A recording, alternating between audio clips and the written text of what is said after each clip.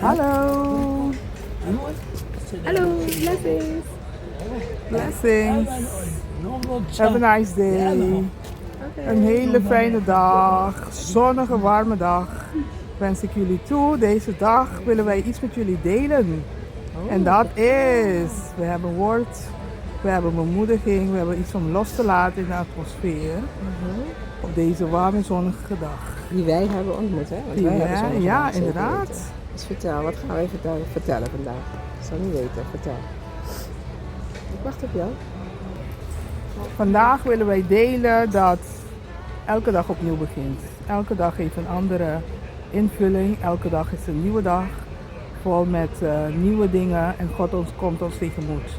Gisteren bijvoorbeeld was een hele bewolkte dag en vandaag schijnt de zon. Ja. Dus ook in ons leven, ons geestelijke leven, maar ons persoonlijke leven is elke dag verschillend. Ja.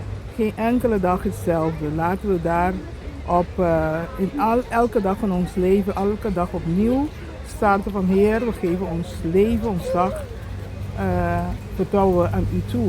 U zal ons deze dag ook wel doorheen gaan met ons, halleluja. Ja, en dan jou zo horen zeggen, weet je, denk ik weer natuurlijk aan ons sleutelverhaal van de hele weekend. Van de hele week zijn we al bezig met de sleutels natuurlijk. Weet je, en het doet mij herinneren dat wij elke dag opnieuw gewoon ook, weet je, in onze geestelijke autoriteit moeten staan. Wat je net zegt, weet je, dat je staat op. Je moet de dag ook proclameren. Ook gisteren was het inderdaad bewolkt. Het was echt slecht weer gisteren. We hebben echt gezien hier gisteren was het raar weer hier. Storm. We zagen gewoon nu de bomen bijna uit de grond gerukt werden, weet je. Dus ondanks dat neemt het niet af dat wij als kinderen Gods van God de toestemming hebben gekregen en de bevoegdheid hebben gekregen om in zijn autoriteit te spreken over onze dag. Amen. Weet je, en dan als wij die sleutel gebruiken waar hij het over spreekt in Matthäus 16 vers 19.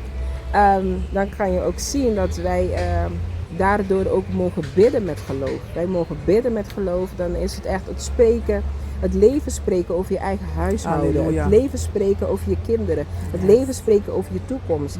Dat is wat wij doen als wij in geloof bidden. En ook als je spreekt over in het geestelijke autoriteit je bevoegdheid innemen, weet je wel, is het verkondigen van wat God zegt. Niet wat jij voelt of hoe je het ervaart, maar wat hij heeft beloofd. Wat heeft hij aan jou beloofd? Wat zijn de beloftes Gods die jij vasthoudt? Wat je zegt, hey, weet je, inderdaad, elke dag als ik opsta, is een belofte wat ik kan uitspreken. Want die autoriteit, in die autoriteit sta ik, wetende dat zijn woord ja en amen is. Amen.